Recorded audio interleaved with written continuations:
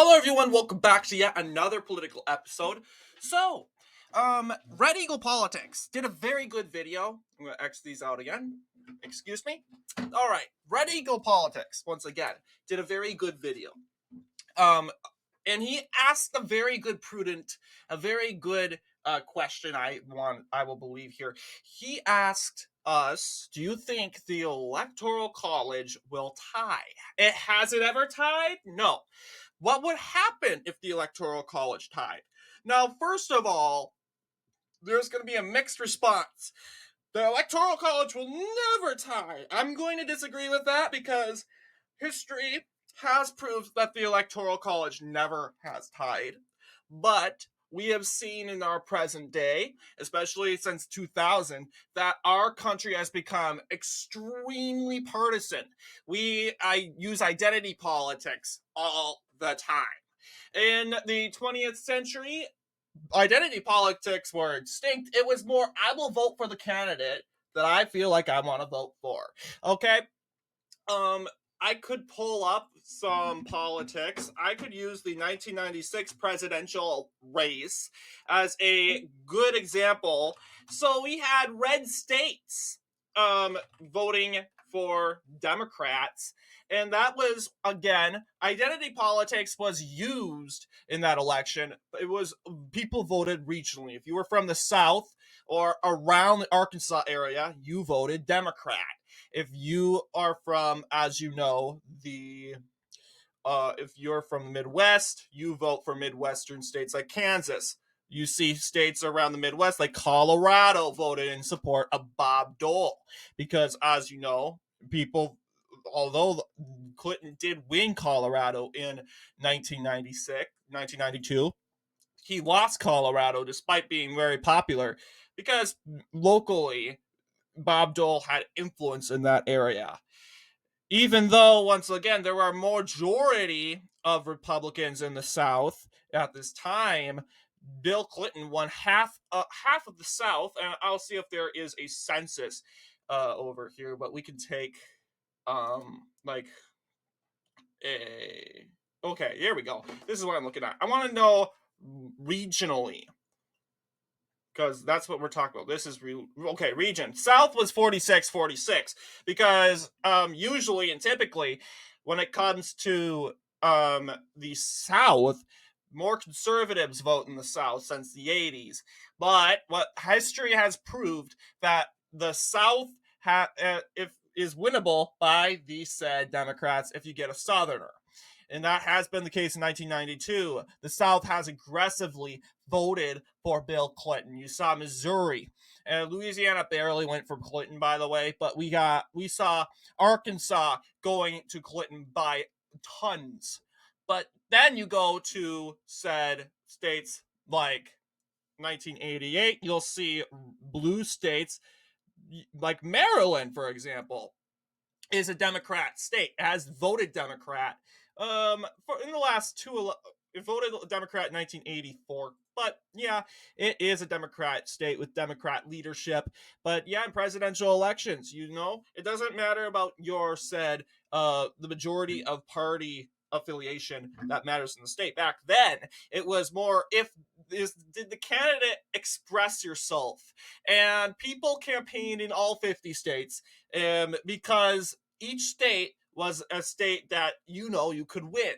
The 1984 and 1972 elections proved that the Republicans could win every state. Ronald Reagan almost won Minnesota, lost by 0 point something percentage points. The only place that Republicans can't win is DC, which overwhelmingly votes for Democrats. No matter what, they don't care if Ronald Reagan is very popular. Only 13.73% of people voted for him, which is actually pretty good in DC because you got other areas. Oh yeah, I mean, you got areas like 13.41. Clinton won this. Oh yeah, Carter. Okay, I guess I was wrong to a point. It's either recently now, this DC has been less. You got 13 percentage point. You get double digits of a percentage point in DC. But if you go up see in recent history, like the early 2000s, that's going to change because, oh, look, 1996, Republicans now fell to a single digit, 9%. And that has been the point since 1992. But 2000, identity politics falls out the window. You got Ralph Nader kind of taking votes away from the Democrat nominee, Al Gore. 9% for Republicans, and now we're in the 90% range for Democrats in DC. We're in the 90%. So now it's been extremely partisan. Trump, 4%. Okay. And then we have 1992. So the last couple elections, starting in 2008, Democrats have voted and won the District of Columbia by 90%. And we know that identity politics in DC matters very well. It has mattered in DC since its establishment.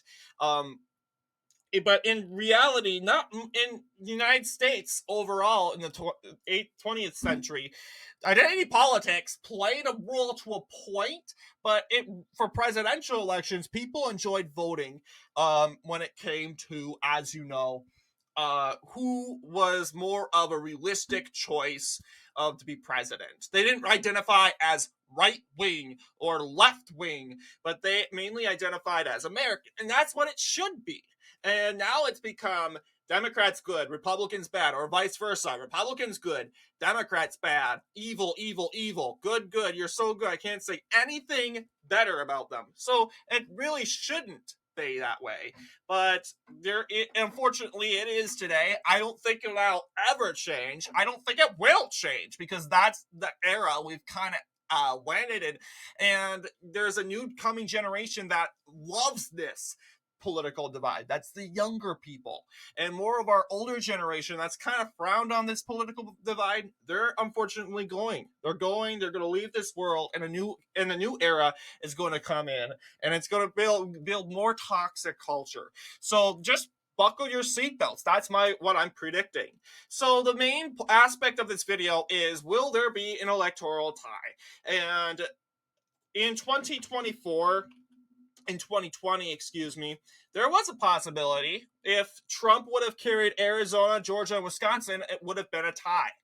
And then that we would have a huge House of Representatives. The House of Representatives, according to the 12th Amendment, would have to choose the said president. Being Democratic, the House owned by Democrats, Joe Biden would have won, regardless. But let's see. What if Trump, the scenario being, what if it is a tie? And that being, Trump wins all the states he wins in 2020. All right, Arizona, Texas, Maine District 2. We're focusing on Trump as of right now. So 248. Am I missing any? Oh, we had Arizona. Excuse me. That's supposed to be for Biden. This is a toss-up. Biden wins all the states he won in 2020. So we're going to go ahead and call Minnesota, Nevada, Wisconsin. Well, actually, no. Hang on, guys. We're just going to give all the... We're going to call North Carolina, Florida. We're just going to do the leaning state margins as of right now. Arizona. So we have the swing state up here. So this is what we're going to do. It's going to be complicated, but I am willing to do the challenge. All right. So got Florida, North Carolina will go for Republicans. And we might need to do some flip-ups. So let's see. Michigan will go for Democrats. Nevada. And then we have Pennsylvania. But if we give Pennsylvania, Democrats almost win.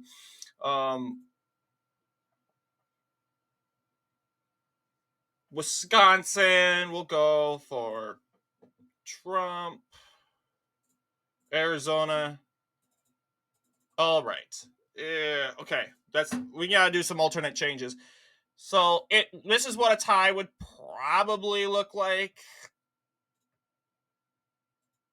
No, yeah, it's going to be hard.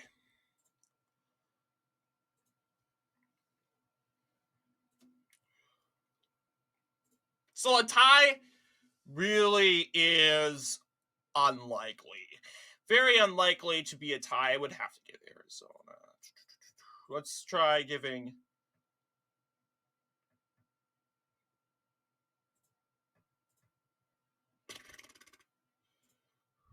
Okay, this is going to be hard. Let's give. Because we got all the swing districts for Trump.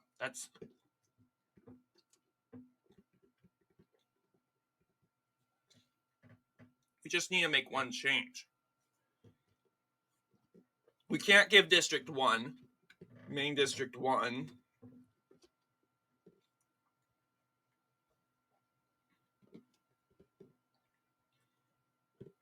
That's sort of my idea.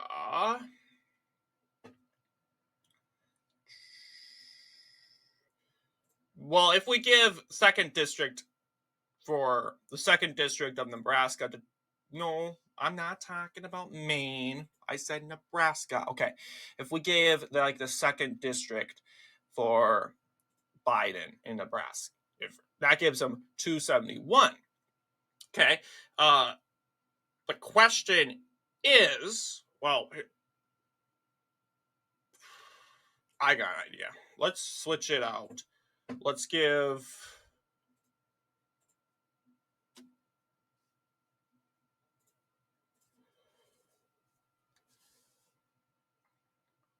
I really should have figured out how this was going to work. But yeah, there was a type of pattern that will kind of result to a tie in the Electoral College.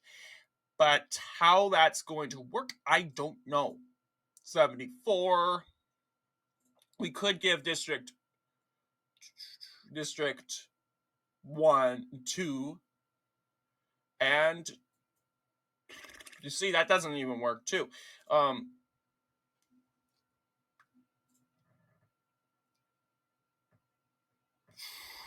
would say give District 2, District 1.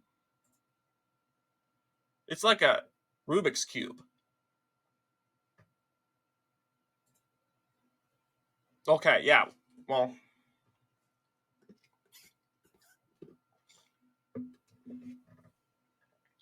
I wasn't prepared for the... Okay, I think we're getting it.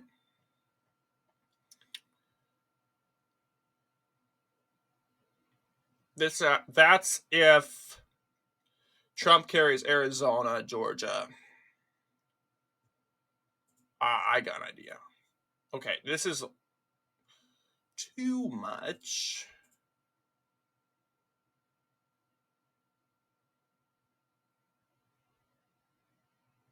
Well, it doesn't really matter. You take North Carolina and Georgia, you flip them out. It's the same electoral votes. You see what I'm saying? So that's not necessarily going to work.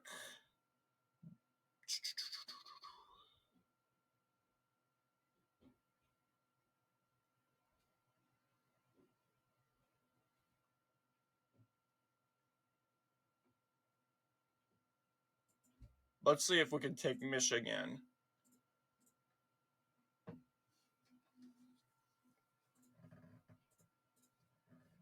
Let's just start over. All right, we got our swing states. Not all of them. Pennsylvania.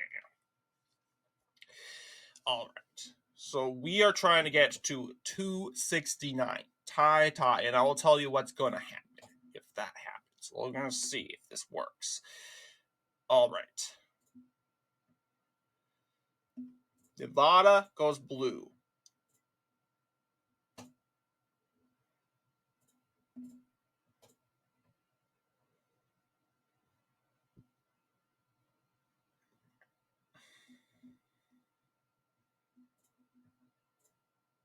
Okay. I think I found it. There we go. We got it. I had Nevada, New Hampshire flipped. And that's the thing. I don't think it will happen. What's the likely chance you're going to flip New Hampshire? Fairly unlikely. But this is what a tie would probably look like.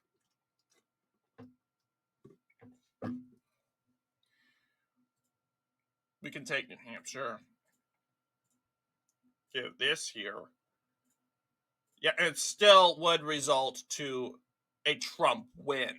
So, yeah, you can't have a tie unless Trump flips New Hampshire. That's something good to know. So, this is what an electoral tie looks like. And what will happen is the House of Representatives gets to choose the winner. And the House of Representatives is, as you know, owned by Republicans. But the Republican legislature, guess what? There's some rhinos.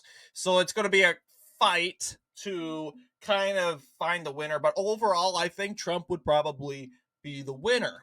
Depending on if he wins the popular vote, the House of Representatives gets to kind of decide. There's a lot of partisanship in the House of Representatives. There's going to be clear bias on who's going to win.